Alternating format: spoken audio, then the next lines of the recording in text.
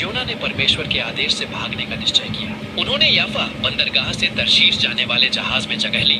उन्हें लगा कि वे परमेश्वर से दूर भाग सकते हैं। योना जैसे ही जहाज पर चढ़े, मौसम खराब होने लगा। तेज हवाएं चलने लगी और कुछ ही समय में समंदर में भयंकर तूफान आ गया। लहरें इतनी विशाल थीं कि जहाज हिलने लगा।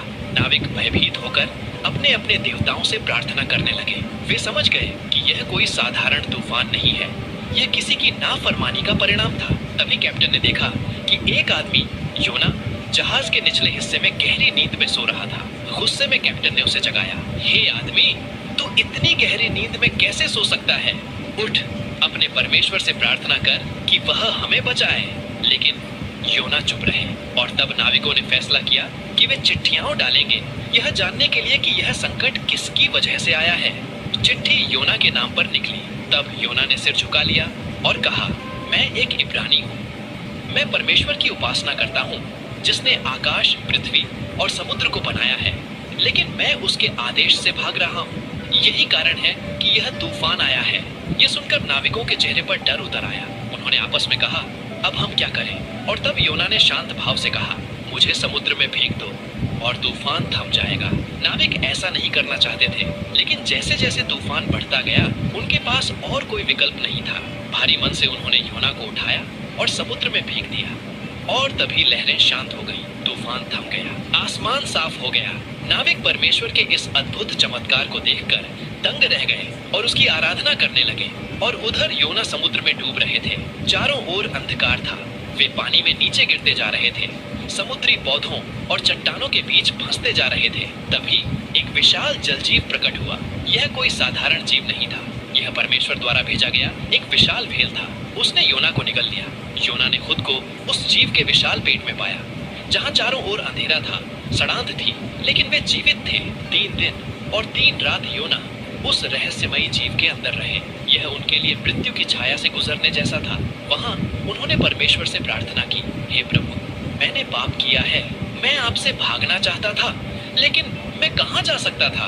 आपने मुझे सिखाया कि आपकी इच्छा से भागना असंभव है। मुझे क्षमा करें और मैं आपकी आज्ञा का पालन करूंगा।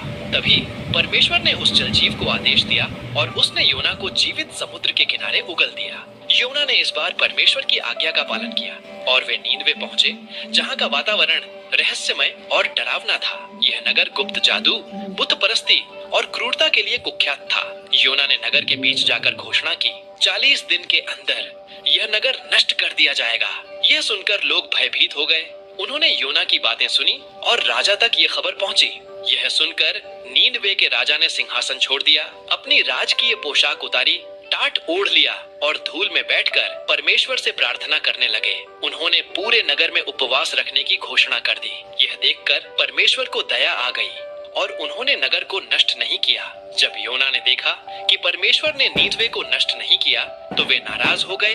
उन्होंने कहा, हे प्रभु, मैंने पहले ही कहा था कि आप दयालु हैं। मैंने इसलिए नीनवे नहीं आना चाहा था। और तब परमेश्वर ने उन्हें एक पाठ सिखाने के लिए एक बेल का पौधा उगाया, जो योना को छाया देने लगा। योना खुश हो गए, लेकिन अगले ही दिन परमेश्वर ने एक कीड़ा भेजा, जिसने बेल को खा लिया और नष्ट कर दिया। तेज धूप में योना परेशान हो गए। तब परमेश्वर ने कहा, योना, तुम इस बेल के लिए दुखी हो, लेकिन नीनवे के लाखों लोगों के जीवन के लिए नहीं। क्या मैं उन पर दया न करूं?